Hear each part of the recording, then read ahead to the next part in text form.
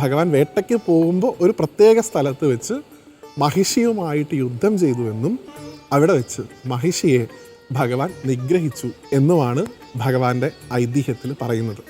അതുകൊണ്ട് തന്നെ എരുമ ആയിട്ടുള്ള മഹിഷിയെ കൊന്ന സ്ഥലത്തെ അവിടെയുള്ള ആളുകൾ എരുമക്കൊല്ലി എന്ന പേര് ചൊല്ലി വിളിക്കുകയും പിന്നീട് ആ പേര് ലോപിച്ച് എരുമേലി എന്നായി മാറി എന്നും പറയാറുണ്ട്. രണ്ടാമത്തെ ഒരു ഭാഗം ഭഗവാൻ മറവപ്പടയെ തുരത്തിയ സ്ഥലവും എരുമേലിയാണ് എന്ന് പറയാറുണ്ട്. ഭഗവാൻ അതിനു വേണ്ടിയിട്ട് തൻ്റെ പട്ടാളത്തെ നിരത്തിയ ഭഗവാന്റെ ഒരു സേനാവിന്യാസം നടന്ന സ്ഥലമായിട്ടും എരുമേലിയെ പറയാറുണ്ട്. 3, ഒരു ഭയാനകയായിട്ടുള്ള ഒരു എരുമ ആ പ്രദേശവാസികൾക്കൊക്കെ തന്നെ വലിയ ഭീഷണിയായിട്ട് നിലനിന്നിരുന്നുവെന്നും ഒരിക്കൽ ഒരു കുമാരൻ വന്ന് ആ എരുമയെ നിഗ്രഹിച്ചു, ആ എരുമയെ കൊന്നതുകൊണ്ടും അവിടെ എരുമക്കൊല്ലി എന്നുള്ള പേര് വന്നു എന്നും പറയാറുണ്ട്. അത് പിന്നീട് എരുമേലിയായിരുന്നു.